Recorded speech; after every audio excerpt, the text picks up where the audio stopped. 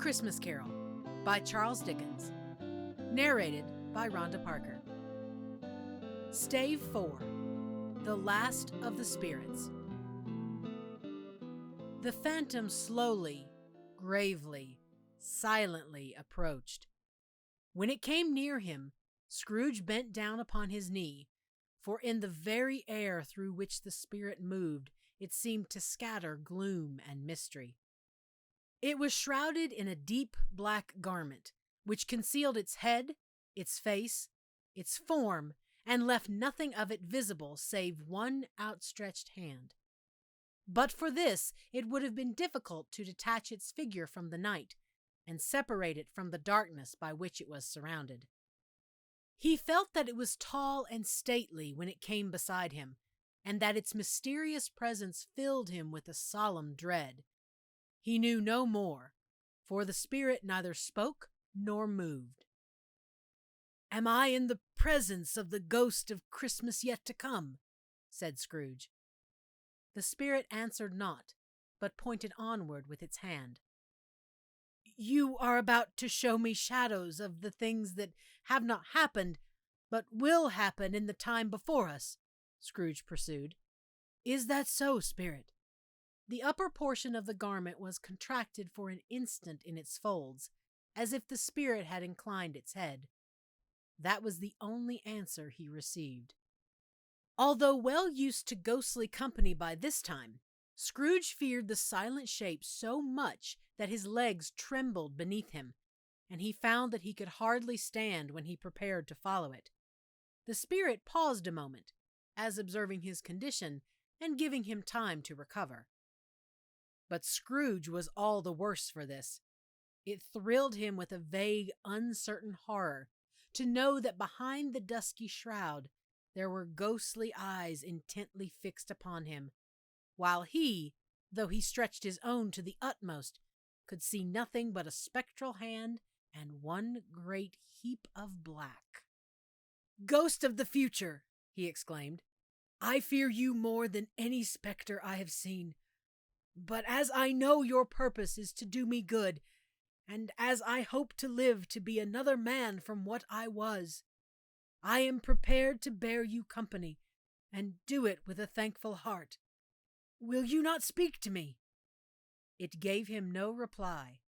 The hand was pointed straight before them. "Lead on," said Scrooge. "Lead on. The night is waning fast, and it is precious time to me, I know. Lead on, spirit." The phantom moved away as it had come towards him. Scrooge followed in the shadow of its dress, which bore him up, he thought, and carried him along. They scarcely seemed to enter the city, for the city rather seemed to spring up about them and encompass them of its own act. But there they were, in the heart of it, on 'change, amongst the merchants, who hurried up and down, and chinked the money in their pockets, and conversed in groups, and looked at their watches, and trifled thoughtfully with their great gold seals, and so forth, as Scrooge had seen them often. The spirit stopped beside one little knot of businessmen. Observing that the hand was pointed to them, Scrooge advanced to listen to their talk.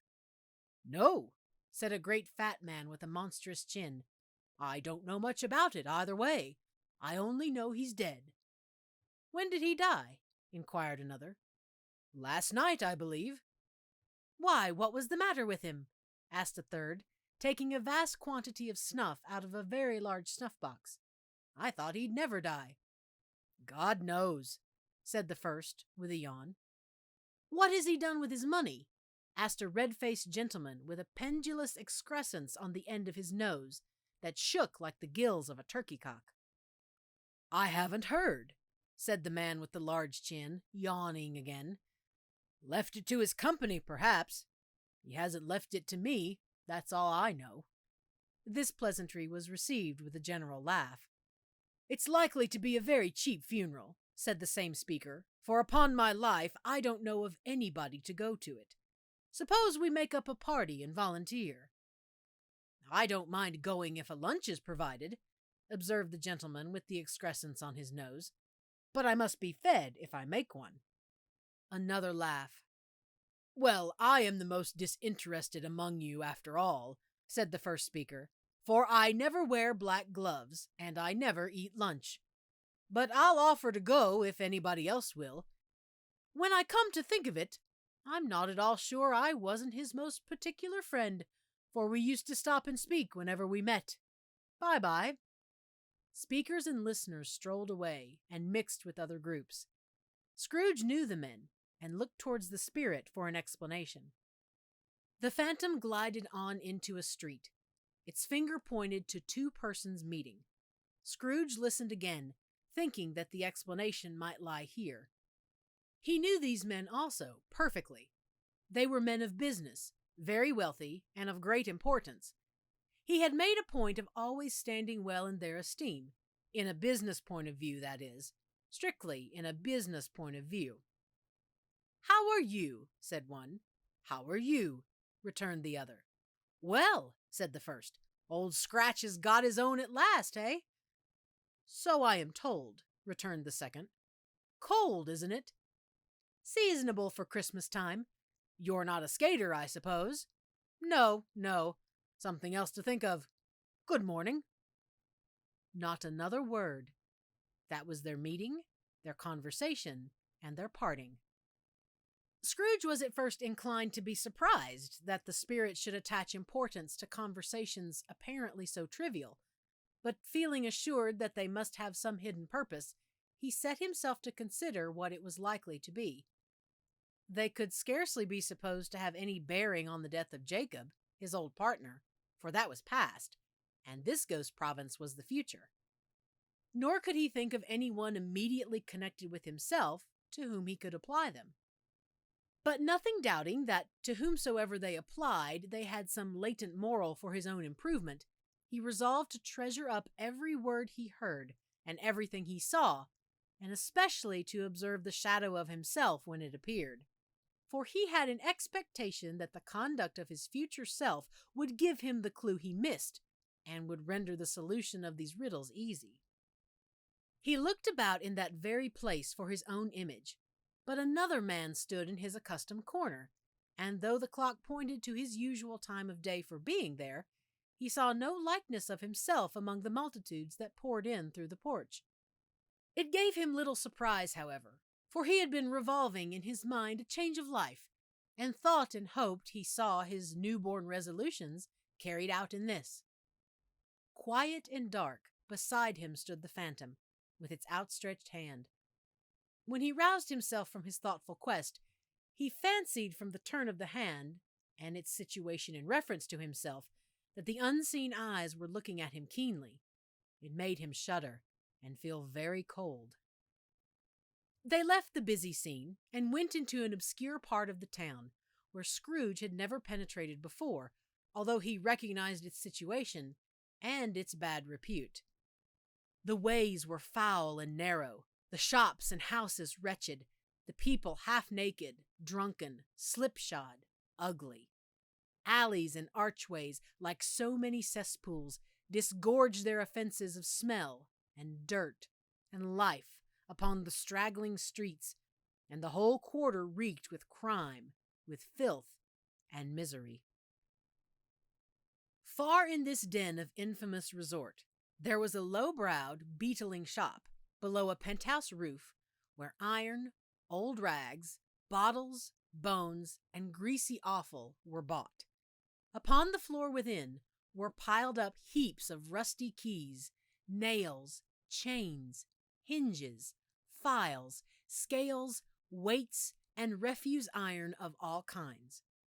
Secrets that few would like to scrutinize were bred and hidden in mountains of unseemly rags, masses of corrupted fat, and sepulchres of bones.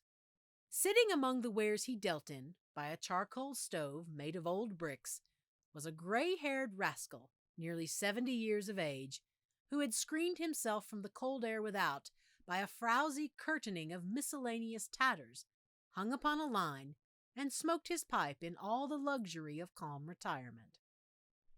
Scrooge and the phantom came into the presence of this man just as a woman with a heavy bundle slunk into the shop.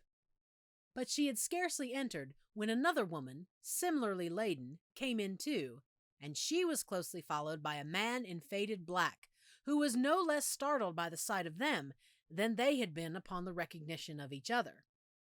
After a short period of blank astonishment, in which the old man with the pipe had joined them, they all three burst into a laugh.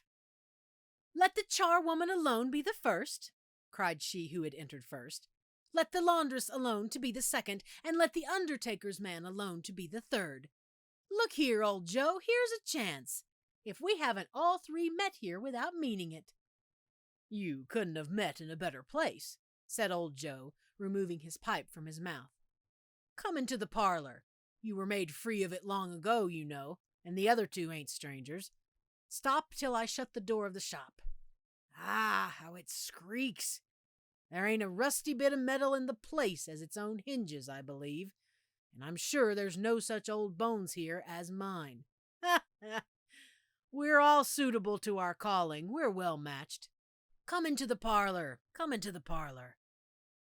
The parlor was the space behind the screen of rags.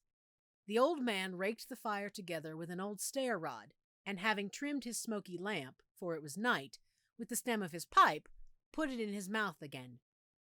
While he did this, the woman who had already spoken threw her bundle on the floor, and sat down in a flaunting manner on a stool, crossing her elbows on her knees, and looking with a bold defiance at the other two.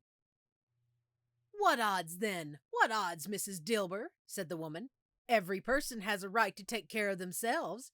He always did." "That's true indeed," said the laundress. "No man more so." "Why, then, don't stand staring as if you were afraid, woman. Who's the wiser? We're not going to pick holes in each other's coats, I suppose?" "No, indeed," said Mrs. Dilber and the man together. "We should hope not." "Very well, then," cried the woman. "That's enough. Who's the worse for a loss of a few things like these? Not a dead man, I suppose?" "No, indeed," said Mrs. Dilber, laughing. "If he wanted to keep 'em after he was dead, a wicked old screw," pursued the woman, "why wasn't he natural in his lifetime? If he had been, he'd have had somebody to look after him when he was struck with death, instead of lying gasping out his last there, alone by himself." "It's the truest word that was ever spoke," said Mrs. Dilber. "It's a judgment on him." "I wish it was a little heavier judgment," replied the woman, "and it should have been, you may depend upon it, if I could have laid my hands on anything else. Open that bundle, old Joe, and let me know the value of it. Speak out plain. I'm not afraid to be the first, nor afraid to let them see it. We know pretty well that we were helping ourselves before we met here, I believe. It's no sin. Open the bundle, Joe." But the gallantry of her friends would not allow of this, and the man in faded black, mounting the breech first, produced his plunder. It was not extensive. A seal or two, a pencil case, a pair of sleeve buttons, and a brooch of no great value were all. They were severally examined and appraised by old Joe, who chalked the sums he was disposed to give for each upon the wall, and added them up into a total when he found there was nothing more to come. "That's your account," said Joe, "and I wouldn't give another sixpence if I was to be boiled for not doing it. Who's next?" Mrs. Dilber was next. Sheets and towels, a little wearing apparel, 2 old-fashioned silver tablespoons, a pair of sugar tongs, and a few boots. Her account was stated on the wall in the same manner. "I always give too much to ladies. It's a weakness of mine, and that's the way I ruin myself," said old Joe. "That's your account.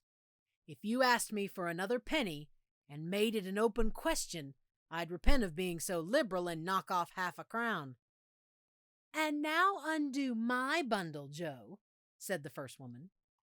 Joe went down on his knees for the greater convenience of opening it, and having unfastened a great many knots, dragged out a large and heavy roll of some dark stuff. "What do you call this?" said Joe. "Bed curtains." "Ah," returned the woman, laughing and leaning forward on her crossed arms. "Bed curtains." "You don't mean to say you took 'em down, rings and all, with him lying there?" said Joe. "Yes, I do," replied the woman. "Why not?" "You were born to make your fortune," said Joe, "and you'll certainly do it." "I certainly shan't hold my hand when I can get anything in it by reaching it out, for the sake of such a man as he was. I promise you, Joe," returned the woman coolly. "Don't drop that oil upon the blankets now." "His blankets?" asked Joe. "Who else's do you think?" replied the woman. "He isn't likely to take cold without 'em, I dare say." "I hope he didn't die of anything catching, eh?" said old Joe, stopping in his work and looking up. "Don't you be afraid of that," returned the woman. "I ain't so fond of his company that I'd loiter about him for such things if he did. Ah, you may look through that shirt till your eyes ache, but you won't find a hole in it, nor a threadbare place. It's the best he had, and a fine one, too. They'd have wasted it if it hadn't been for me." "What do you call wasting of it?" asked old Joe. "Putting it on him to be buried in, to be sure," replied the woman with a laugh. "Somebody was fool enough to do it, but I took it off again. If calico ain't good enough for such a purpose, it isn't good enough for anything. It's quite as becoming to the body. He can't look uglier than he did in that one." Scrooge listened to this dialogue in horror. As they sat grouped about their spoil, in the scanty light afforded by the old man's lamp, he viewed them with a detestation and disgust which could hardly have been greater, though they had been obscene demons marketing the corpse itself. "Ha, ha!" laughed the same woman, when old Joe, producing a flannel bag with money in it, told out their several gains upon the ground. "This is the end of it, you see. He frightened everyone away from him when he was alive, to profit us when he was dead." "Spirit," said Scrooge, shuddering from head to foot. I see. The case of this unhappy man might be my own. My life tends that way now. Merciful heaven, what is this?" He recoiled in terror, for the scene had changed, and now he almost touched a bed, a bare, uncurtained bed, on which, beneath a ragged sheet, there lay a something covered up, which, though it was dumb, announced itself in awful language. The room was very dark, too dark to be observed with any accuracy, though Scrooge glanced round it in obedience to a secret impulse, anxious to know what kind of room it was. A pale light, rising in the outer air, fell straight upon the bed, and on it, plundered and bereft, unwatched, unwept, uncared for, was the body of this man.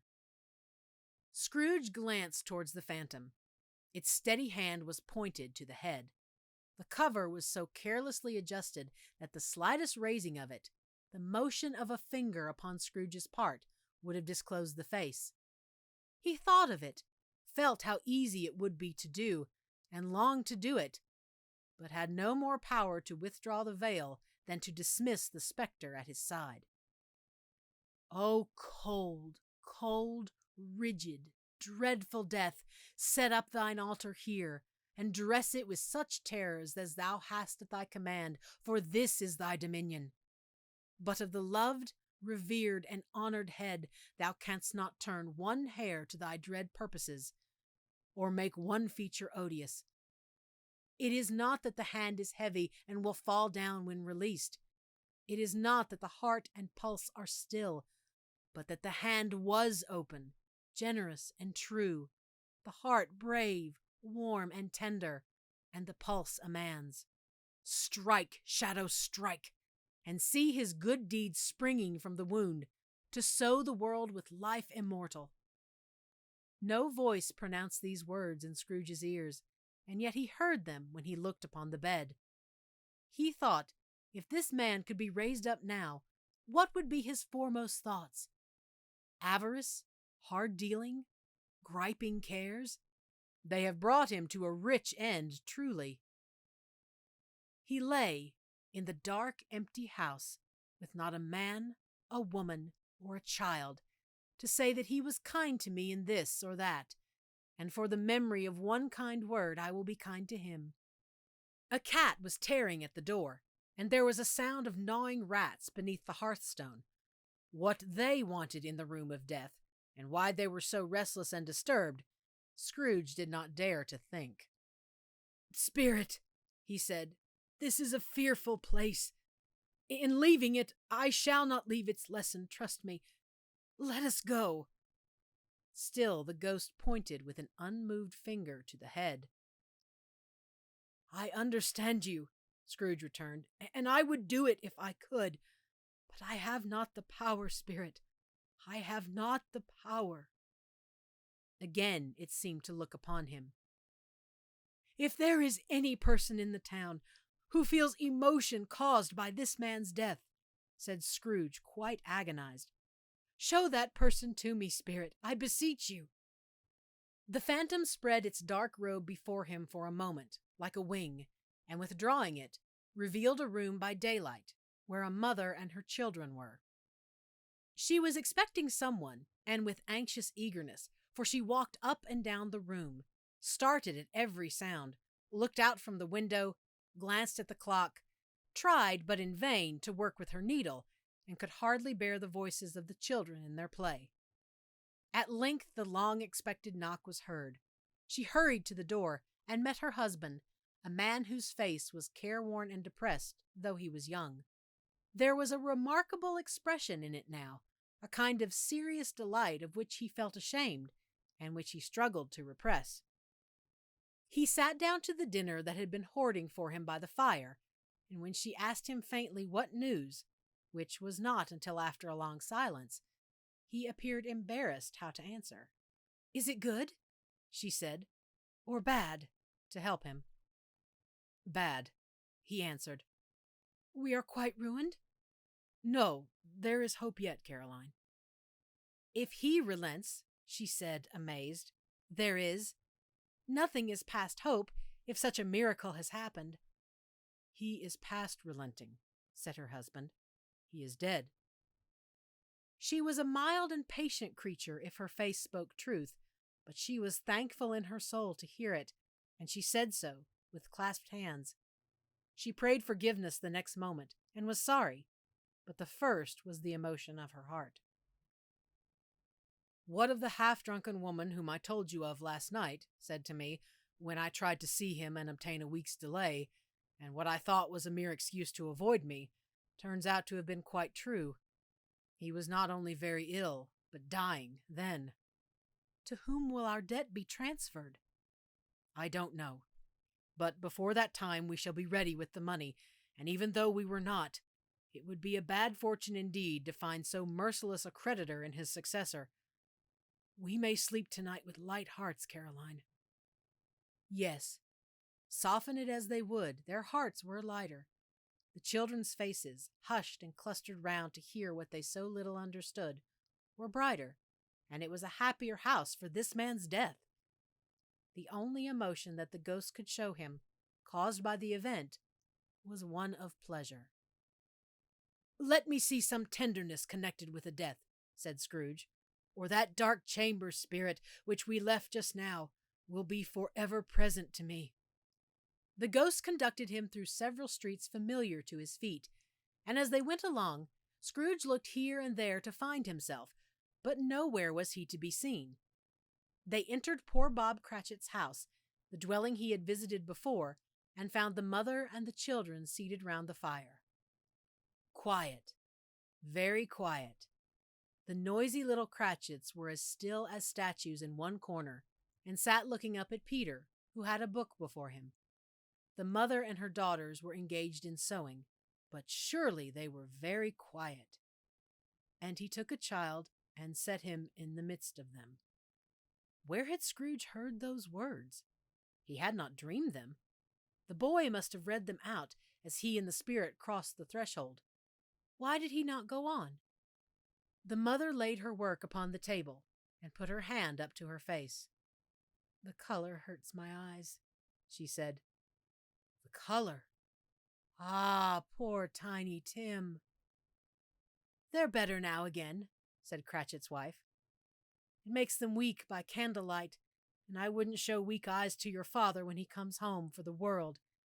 It must be near his time." "Past it, rather," Peter answered, shutting up his book. "But I think he has walked a little slower than he used. these past few evenings, Mother." They were very quiet again. At last she said, and in a steady, cheerful voice that faltered only once, "I have known him to walk with Tiny Tim upon his shoulder, very fast indeed." "And so have I," cried Peter, "often." "And so have I," exclaimed another. So had all. "But he was very light to carry," she resumed, intent upon her work. "And his father loved him so that it was no trouble, no trouble. And there is your father at the door." She hurried out to meet him, and little Bob and his comforter, he had need of it, poor fellow, came in. His tea was ready for him on the hob, and they all tried who should help him to it most. Then the 2 young Cratchits got upon his knees and laid, each child a little cheek, against his face, as if they said, "Don't mind it, father, don't be grieved." Bob was very cheerful with them, and spoke pleasantly to all the family. He looked at the work upon the table, and praised the industry and speed of Mrs. Cratchit and the girls. They would be done long before Sunday, he said. "Sunday? You went today then, Robert?" said his wife. "Yes, my dear," returned Bob. "I wish you could have gone. It would have done you good to see how green a place it is. But you'll see it often. I promised him that I would walk there on a Sunday." "My little, little child," cried Bob. "My little child." He broke down all at once. He couldn't help it. If he could have helped it, he and his child would have been farther apart, perhaps, than they were. He left the room and went upstairs into the room above, which was lighted cheerfully and hung with Christmas. There was a chair set close beside the child, and there were signs of someone having been there lately. Poor Bob sat down in it, and when he had thought a little and composed himself, he kissed the little face. He was reconciled to what had happened, and went down again quite happy. They drew about the fire and talked, the girls and mother working still. Bob told them of the extraordinary kindness of Mr. Scrooge's nephew, whom he had scarcely seen but once, and who, meeting him in the street that day, and sensing that he looked just a little down, you know, said Bob, inquired what had happened to distress him. "On the which," said Bob, for he is the pleasantest spoken gentleman you ever heard, I told him, "I am heartily sorry for it, Mr. Cratchit," he said, "and heartily sorry for your good wife." By the by, how he ever knew that, I don't know. "Knew what, my dear?" "Why, that you were a good wife," replied Bob. "Everybody knows that," said Peter. "Very well observed, my boy," cried Bob. "I hope they do." "Heartily sorry," he said, "for your good wife. If I can be of service to you in any way," he said, giving me his card, "that's where I live. Pray come to me." "Now it wasn't," cried Bob, "for the sake of anything he might be able to do for us, so much as for his kind way, that this was quite delightful. It really seemed as if he had known our Tiny Tim, and felt with us." "I'm sure he's a good soul," said Mrs. Cratchit. "You would be surer of it, my dear," returned Bob, "if you saw and spoke to him. I shouldn't be at all surprised, mark what I say, if Peter got a better situation." "Only hear that, Peter," said Mrs. Cratchit. "And then," cried one of the girls, "Peter will be keeping company with someone and setting up for himself." "Get along with you," retorted Peter, grinning. "It's just as likely as not," said Bob. "One of these days, though there's plenty of time for that, my dear. But however and whenever we part from one another, I am sure we shall none of us forget poor Tiny Tim, shall we? Or this first parting that was among us." "Never, father," cried they all. "And I know," said Bob, "I know, my dears, that when we recollect how patient and how mild he was, although he was a little, little child, we shall not quarrel easily among ourselves, and forget poor Tiny Tim in doing it." "No, never, father," they all cried again. "I am very happy," said little Bob. "I am very happy." Mrs. Cratchit kissed him, his daughters kissed him, the 2 young Cratchits kissed him, and Peter and himself shook hands. "Spirit of Tiny Tim," Thy childish essence was from God. "Spectre," said Scrooge, "something informs me that our parting moment is at hand. I know it, but I know not how. Tell me what man that was whom we saw lying dead." The ghost of Christmas yet to come conveyed him, as before, though at a different time, he thought. Indeed, there seemed no order in these latter visions, save that they were in the future, into the resorts of businessmen, but showed him not himself. Indeed, the spirit did not stay for anything, but went straight on, as to the end just now desired, until besought by Scrooge to tarry for a moment. "This court," said Scrooge, "through which we hurry now, is where my place of occupation is, and has been for a length of time. I see the house. Let me behold what I shall be in days to come." The spirit stopped. The hand was pointed elsewhere. "The house is yonder," Scrooge exclaimed. "Why do you point away?" The inexorable finger underwent no change. Scrooge hastened to the window of his office and looked in. It was an office still, but not his. The furniture was not the same, and the figure in the chair was not himself. The phantom pointed as before. He joined it once again, and wondering why and whither he had gone, accompanied it until they reached an iron gate. He paused to look around before entering. A churchyard. Here, then, the wretched man whose name he had now to learn lay underneath the ground. It was a worthy place, walled in by houses, overrun by grass and weeds, the growth of vegetation's death, not life, choked up with too much burying, fat with repleted appetite. A worthy place. The spirit stood among the graves and pointed down to one. He advanced towards it, trembling. The phantom was exactly as it had been, but he dreaded that he saw new meaning in its solemn shape. "Before I draw nearer to that stone to which you point," said Scrooge, "answer me one question. Are these the shadows of the things that will be, or are they shadows of things that may be only?" Still the ghost pointed downward to the grave by which it stood. "Men's courses will foreshadow certain ends, to which, if persevered in, they must lead," said Scrooge. "But if the courses be departed from, the ends will change. Say it is thus with what you show me." The spirit was immovable as ever. Scrooge crept towards it, trembling as he went, and following the finger, read upon the stone of the neglected grave his own name, Ebenezer Scrooge. "Am I that man who lay upon the bed?" he cried upon his knees. The finger pointed from the grave to him and back again. "No, spirit. Oh, no, no." The finger was still there. "Spirit," he cried, tight clutching at its robe, "hear me. I am not the man I was. I will not be the man I must have been but for this intercourse. Why show me this, if I am past all hope?" For the first time, the hand appeared to shake. "Good spirit," he perused, as down upon the ground he fell before it, "your nature intercedes for me and pities me. Assure me that I yet may change these shadows you have shown me by an altered life." The kind hand trembled. "I will honor Christmas in my heart and try to keep it all the year. I will live in the past, the present, and the future. The spirits of all three shall strive within me. I will not shut out the lessons that they teach. Oh, tell me I may sponge away the writing on this stone." In his agony, he caught the spectral hand. It sought to free itself, but he was strong in his entreaty and detained it. The spirit, stronger yet, repulsed him. Holding up his hands in a last prayer to have his fate reversed, he saw an alteration in the phantom's hood and dress.